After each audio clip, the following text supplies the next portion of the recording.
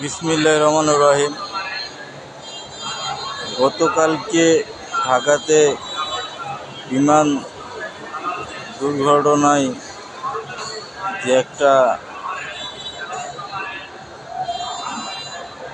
যে একটা খারাপ অবস্থা বাংলাদেশের হলো, এ ব্যাপারে কিছু বলার ভাষা নাই।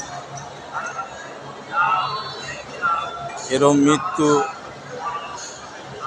কারোই কাম্য না।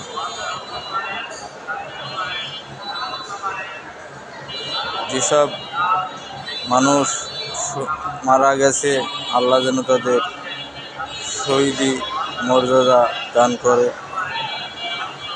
যেসব শিশুরা অসুস্থ আছে, আল্লাহ যেন তাদের সুস্থতা দান করে। তাদের পরিবারের মানুষের কাছে সান্ত্বনা দেওয়ার মতো ভাষা জানা নাই। এটা কোনো পরিবার, কোনো মা বাবাই চায় না যে এরকম দুর্ঘটনায় তাদের সন্তানরা মারা যায়।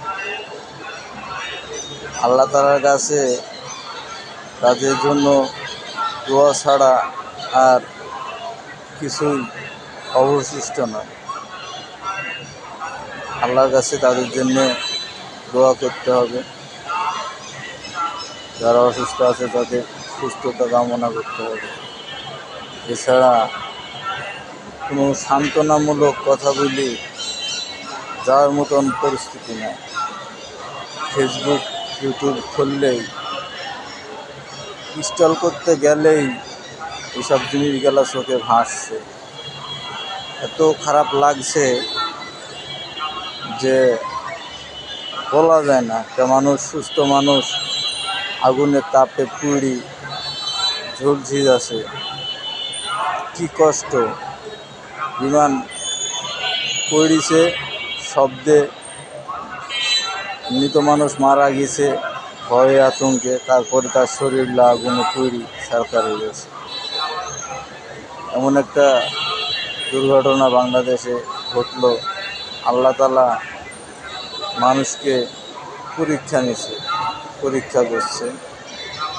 আমাদের পরীক্ষায় উত্তীর্ণ হতে হবে।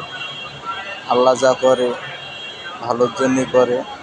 আল্লাহর কাছে দোয়া ছাড়া আর কিছুই করার নাই। তাদের জন্য দোয়া করতে হবে।